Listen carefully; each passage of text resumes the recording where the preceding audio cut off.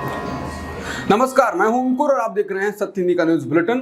एक नजर अब तक की सुर्खियों पर। कांग्रेस नेता राहुल गांधी ने केरल की वायनाड सीट छोड़ने का ऐलान कर दिया है। लोकसभा चुनाव में राहुल गांधी वायनाड के साथ साथ रायबरेली से भी चुनाव लड़े थे। दोनों ही सीटों पर उन्हें जीत मिली थी। ऐसे में अब राहुल गांधी ने रायबरेली सीट अपने पास रखी है और वायनाड को छोड़ दिया है। पार्टी ने फैसला किया है कि उपचुनाव में यहाँ कांग्रेस का अगला उम्मीदवार प्रियंका गांधी होंगी। राहुल गांधी ने कहा कि वो वायनाड में भी आते रहेंगे और प्रियंका गांधी रायबरेली आती रहेंगी, तो दोनों सीटों को दो सांसद मिल रहे हैं। हाल ही में संपन्न आम चुनाव में मुंबई उत्तर पश्चिम लोकसभा सीट से 48 वोटों के मामूली अंतर से जीत हासिल करने वाले शिंदे की शिवसेना के उम्मीदवार रविंद्र वायकर के खिलाफ विपक्ष ने दबाव बढ़ा दिया है। शिवसेना यूबीटी के नेता अनिल परब ने सोमवार को कहा कि वायकर को निर्वाचन क्षेत्र से निर्वाचित घोषित करने के लिए पार्टी रिटर्निंग ऑफिसर वंदना सूर्यवंशी के खिलाफ मामला दर्ज करेगी। बता दें, वायकर 4 जून को वोटों की गिनती के दौरान कथित तौर पर एक ईवीएम से कनेक्टेड मोबाइल फोन का उपयोग करते हुए पाए जाने के बाद विवादों में घिर गए हैं।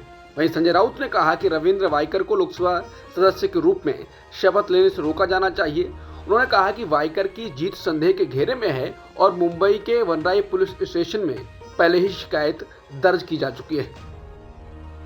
1 जुलाई 2024 से देश में 3 नए आपराधिक कानून लागू हो जाएंगे। इनको लेकर केंद्रीय कानून मंत्री अर्जुन राम मेघवाल ने कहा कि नए आपराधिक कानून सभी पक्षों के साथ विचार विमर्श कर लाए गए हैं। इसके बाद कांग्रेस नेता मनीष तिवारी ने कहा कि अर्जुन राम मेघवाल पूरा सच नहीं बता रहे हैं। 3 नए आपराधिक कानूनों को विपक्षी दलों के 146 सांसदों को सस्पेंड करने के बाद अपनी मर्जी से पास किया गया था।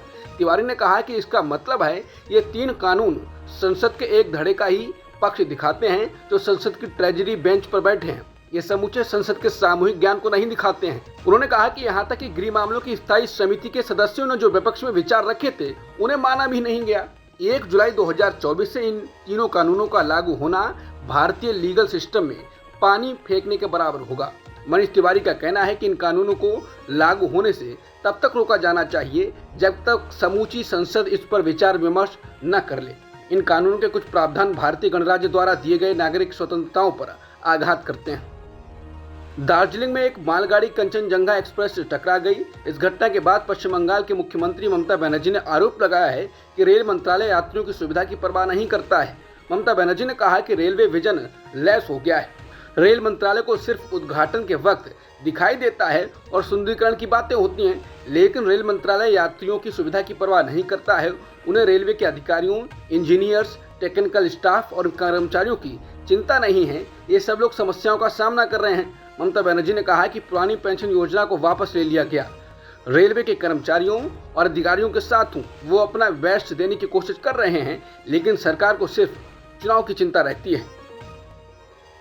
सोमवार की सुबह दार्जिलिंग में एक मालगाड़ी कंचनजंगा एक्सप्रेस से टकरा गई। इस हादसे में कई रिपोर्टों में 8 लोगों की मौत की बात कही जा रही है, तो कई में 15 लोगों की मौत की खबर आ रही है, जबकि 60 लोग घायल बताए जा रहे हैं। इसके बाद रेल मंत्री अश्विनी वैष्णव ने ऐलान किया है कि मृतकों के परिजनों को 10-10 लाख रुपए का मुआवजा दिया जाएगा और जो लोग गंभीर रूप से घायल हैं उन्हें 2.5 लाख रुपए दिए जाएंगे और जिन्हें मामूली चोटें आई हैं उन्हें 50,000 रुपए दिए जाएंगे। सोमवार की सुबह दार्जिलिंग में एक मालगाड़ी कंचनजंगा एक्सप्रेस से टकरा गई। इस घटना पर कांग्रेस के नेता राहुल गांधी ने प्रतिक्रिया दी। राहुल गांधी ने इस हादसे को दुखद बताया। राहुल गांधी का कहना है कि उनकी पार्टी जिम्मेदार विपक्ष की भूमिका निभाएगी और मोदी सरकार को इन दुर्घटनाओं पर जवाबदेह बनाकर रहेगी। राहुल ने कहा कि विगत 10 वर्षों में रेल दुर्घटनाओं में हुई वृद्धि सीधा साधा मोदी सरकार के कुप्रबंधन और उपेक्षा का नतीजा है, जिसमें आए दिन यात्रियों के जान माल का नुकसान होता है।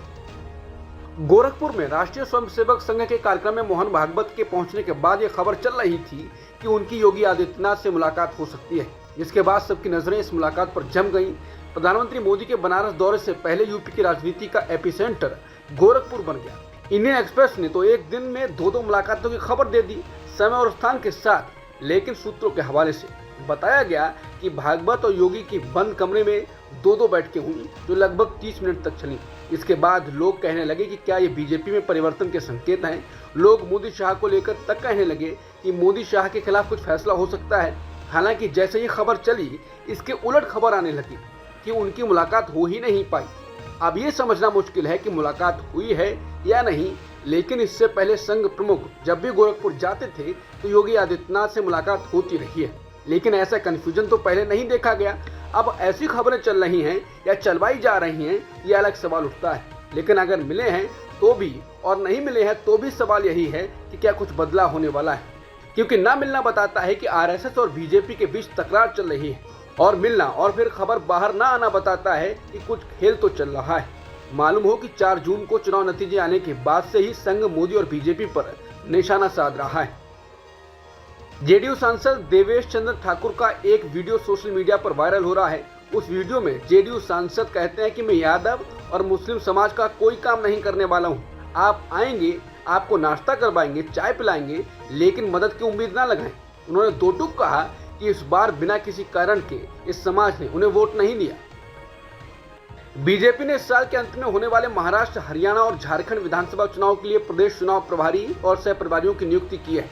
बीजेपी के एक्स हैंडल से इस बारे में जानकारी उपलब्ध कराएगी। बीजेपी ने महाराष्ट्र विधानसभा चुनाव के लिए भूपेंद्र यादव को प्रदेश चुनाव प्रभारी बनाया है, जबकि अश्विनी वैष्णव को सह प्रभारी नियुक्त किया गया है। हरियाणा विधानसभा चुनाव के लिए केंद्रीय मंत्री धर्मेंद्र प्रधान को चुनाव प्रभारी नियुक्त किया गया है। सह प्रभारी का जिम्मा बिप्लब देब को पास सौंपा गया है। झारखंड विधानसभा चुनाव के लिए शिवराज सिंह चौहान को प्रदेश चुनाव प्रभारी बनाया गया है, जबकि असम के मुख्यमंत्री हेमंत बिस्वा शर्मा को सह प्रभारी नियुक्त किया गया है। इसके अलावा जी किशन रेड्डी को जम्मू कश्मीर का प्रदेश चुनाव प्रभारी नियुक्त किया गया है।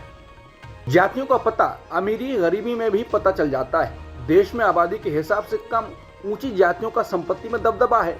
भारत में कुल अरबपतियों की संपत्ति का 85% से अधिक हिस्सा ऊंची जाति के लोगों का है।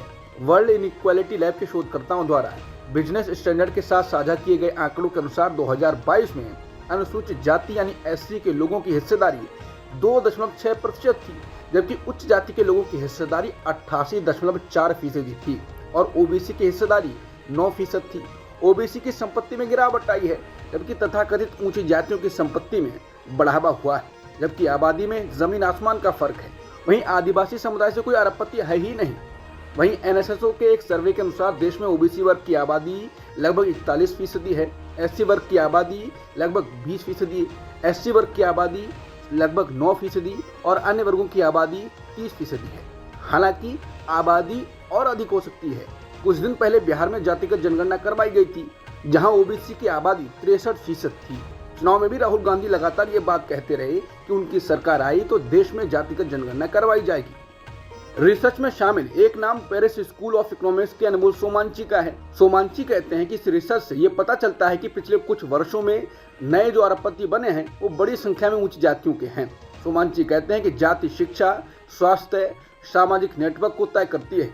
दलितों को देश के कई इलाकों में जमीन का मालिक नहीं बनने दिया जाता है और इसका असर उनकी आर्थिक तरक्की पर पड़ता है। बता दें, साल 2019 में एक रिपोर्ट सामने आई थी जिसमें सावित्रीबाई फुले पुणे यूनिवर्सिटी, जेएनयू और Indian institute of Dalit studies के द्वारा 2 साल तक किए गए अध्ययन के बाद ये बताया गया था कि देश की ऊंची जातियों के हिंदुओं, जिनकी आबादी लगभग 22% है, उनके पास देश की कुल संपत्ति का 41% हिस्सा है और ये सबसे अमीर वर्ग है, जबकि 7.8% हिंदू आदिवासियों के पास सिर्फ 3.7% संपत्ति है।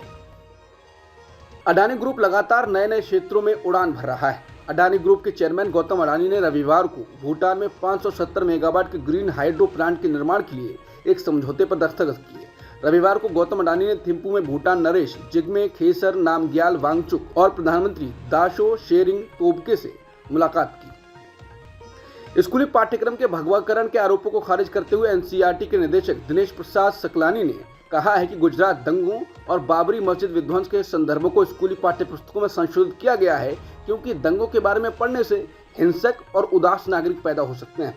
सकलानी की टिप्पणी ऐसे समय में आई है जब कई हटाए गए बदलावों के साथ नई पाठ्यपुस्तकें बाजार में आई हैं। संशोधित कक्षा 12 में राजनीतिक विज्ञान की पाठ्यपुस्तक में बाबरी मस्जिद का उल्लेख नहीं है, बल्कि इसे 3 गुंबद वाली संरचना के रूप में संदर्भित किया गया है। कांग्रेस नेता सुप्रिया सुलेख ने कहा है कि एनसीईआरटी चीफ गुजरात दंगों को पाठ्यक्रम से हटाए जाने पर मूर्ख दलील दे रहे हैं। इस हिसाब से तो युद्ध, आंदोलन, महासंग्रामों के बारे में भी नहीं पढ़ाना चाहिए, क्योंकि लोग हिंसक हो जाएंगे। बच्चे क्या सीखते हैं ये निर्भर करता है कि आप हिंसा का महिमा मंडन करते हैं या उसकी निंदा करते हैं। अजित पवार की एनसीपी के वरिष्ठ नेता व कैबिनेट मंत्री छगन भुजबल का दर्द छलक कर बाहर आ गया है। उन्हें उम्मीद थी कि पार्टी उन्हें राज्यसभा भेजेगी, लेकिन अजित पवार की पत्नी सुनेत्रा को अवसर दिया गया। अब भुजबल ने कहा है कि 6 साल पहले भी उन्होंने राज्यसभा जाने की इच्छा जताई थी, लेकिन तब भी उन्हें मायूस होना पड़ा। उन्होंने कहा कि जिन लोगों को उन्होंने शाखा प्रमुख बनवाया वो भी अब सांसद बन गए, लेकिन उन्हें राज्यसभा नहीं भेजा गया। एनसीपी नेता भुजबल ने कहा कि राज्यसभा जाने की उनकी दिलचस्पी तभी हो गई थी जब 6 साल पहले प्रफुल्ल पटेल को राज्यसभा भेजा गया। मैंने सोचा कि समय आने पर हम बात करेंगे, लेकिन पार्टी ने किसी और को भेजने का फैसला किया। इस खबर को ट्वीट कर कांग्रेस नेता सुप्रिया सुले ने कहा है, दिल के अरमां आंसुओं में बह गए। केंद्रीय मंत्री और केरल में बीजेपी का खाता खोलने वाले सांसद सुरेश गोपी ने शनिवार को पूर्व प्रधानमंत्री इंदिरा गांधी को लेकर एक बयान दिया था। इसके बाद उन्होंने अपने बयान को लेकर सफाई पेश की है। गोपी ने कहा कि सिर्फ इसलिए कि इंदिरा गांधी कांग्रेस से हैं, मैं उन्हें आज़ादी के बाद उनके मरने तक भारत का वास्तविक आर्किटेक्ट कहने से पीछे नहीं हट सकता। बता दें, केरल से भाजपा के पहले सांसद और केंद्रीय मंत्री सुरेश गोपी ने पूर्व पीएम इंदिरा गांधी को मदर ऑफ इंडिया बताया था।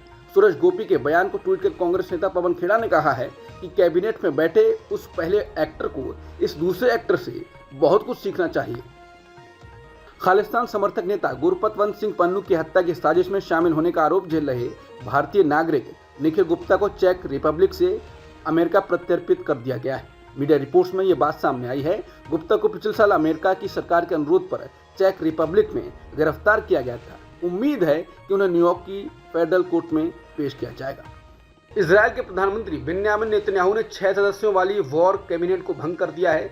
बेनी गैंट्स और गादी इसेनकोट ने करीब हफ्ता भर पहले वॉर कैबिनेट से खुद को अलग कर लिया था। ये दोनों वॉर कैबिनेट के अहम सदस्य थे।